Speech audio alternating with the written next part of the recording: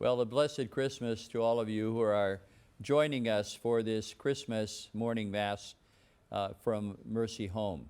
It's an opportunity for us to give thanks to God for many blessings, as I said at the beginning of the Mass, but also for the blessing that Mercy Home is to so many people.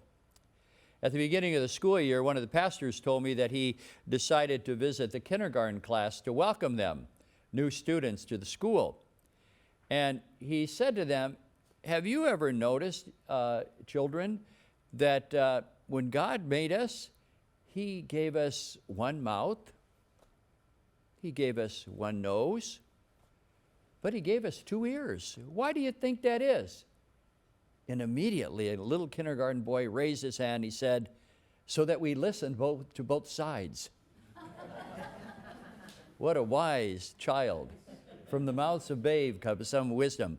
And maybe we would like to have that saying etched on the halls of Congress, or the ways that we talk to people who are in the media time, that we listen to both sides.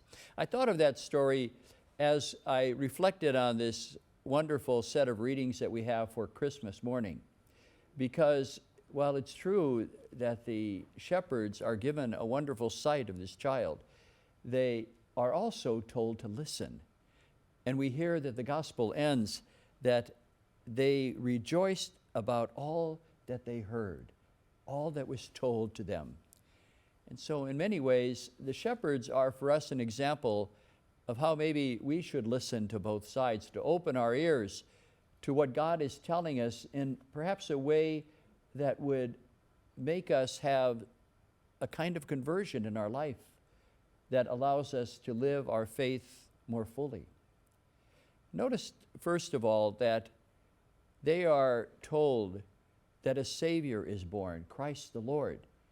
And they may think in their minds that they're talking about some great king who is going to be clothed in great robes and heralded in a very public way as a birth of a Savior is born. But instead, they are told that this child is going to be dressed in rags and who's going to be put lying in a feed box, a manger. That had to, in some way, give them a new calibration of what really is important and valuable. I think it's so very important for us as we hear that text, not to glide over it and to romanticize it in our creches that we have, but to take into account that what we are told at the birth of the Savior is that the Lord is coming in the midst of people who are marginalized, who are poor. In many ways, that we would look upon those who are in need as poor, not as objects of our charity or recipients of our charity, but rather, as the Pope has told us time and again, they are active agents. They have something to offer us that we would otherwise be missing. I think of the great work that's done here at Mercy Home, and I think that Father Scott and all of his collaborators would be the first to tell you that they receive so much more than they give to the young people that they serve. They learn so much more about life for them. They give them a sense of that the work that they're doing is really something that's important, because these are active agents who are taking responsibility for their own lives. And so today, as we hear this sign of the child who is coming to us as a Savior, born with rags and lying in a feed box, it's an opportunity for us to see that God is calling us to look at life a lot differently, especially for people who are poor, not to see them just as objects of our charity that we're helping, but really as members of society who contribute to our lives, who make a difference, that our lives in some way would be impoverished without their contribution, without their offering something to us as a means of helping us understand what it means to be more human. The second thing is they go in haste, we're told. They leave the safety of their fields. They're keeping watch over their sheep in a familiar place, and they are to go into the village, the town of Bethlehem. The people in towns did not like shepherds. They considered them low life and sometimes thieves who would take advantage of them. And so they were people who were not welcomed.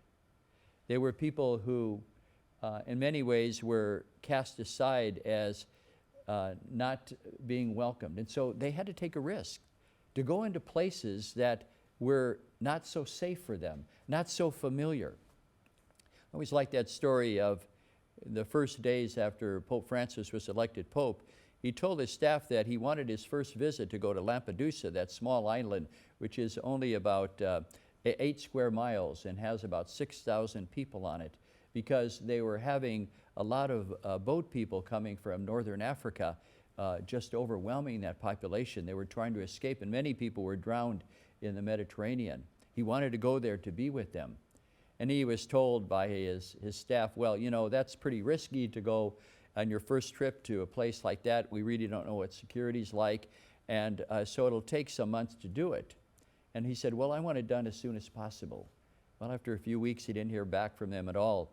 And then one day, the offices of the Secretary of State got a phone call from Alitalia Airlines saying that they had a reservation there from Jorge Bergoglio, which was the Pope's name, going from Rome to Lampedusa.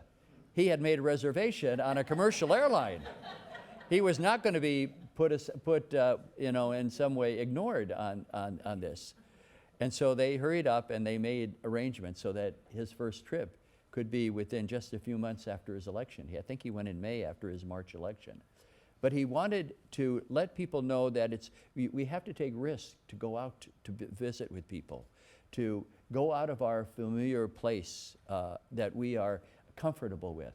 And I think that's important for us to do as well in our lives. Maybe there are some relationships that we have that we just don't want to get involved in our families, that we just haven't talked to somebody for a long time. We don't want to maybe open that chapter that was so painful for them or for us.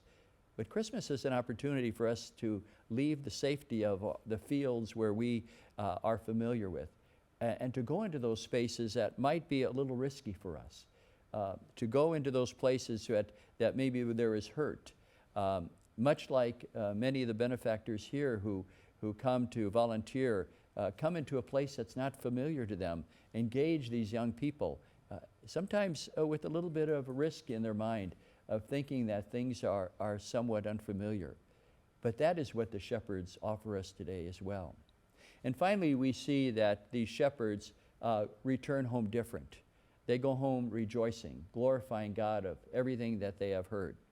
Christmas has to be an opportunity that not we just celebrate because it's on the calendar, but it has to be an opportunity of real conversion in our lives, that something different is happening in us, that we rejoice more in life, that we have a greater sense of joy, not because of the presents we get or the songs that we sing or the food that we eat, but something different has happened in us, and we should look for that kind of change, being able to go back to our ordinary life after this season, rejoicing in the gifts that God has given us. So these shepherds are people who teach us this day, this Christmas day, to use both of our ears, to listen to both sides, as that little kindergarten kid said, so that our lives truly are those that allow us to see that God is doing something new, that prompts us to go out of the safety of the familiar places that we live in, to go into places that may be a little risky, but also to recapture a sense of joy about our lives in a world that's filled with sadness, to know that God indeed is calling us to be more in this coming year, to realize that there is yet another step in the journey, the pilgrimage that we have, the faith lives that God has given us, to do something new, to make this new year of 2023 something very special, knowing that God is calling us to take the next step in life. And it all begins by remembering that God has given us 2 ears.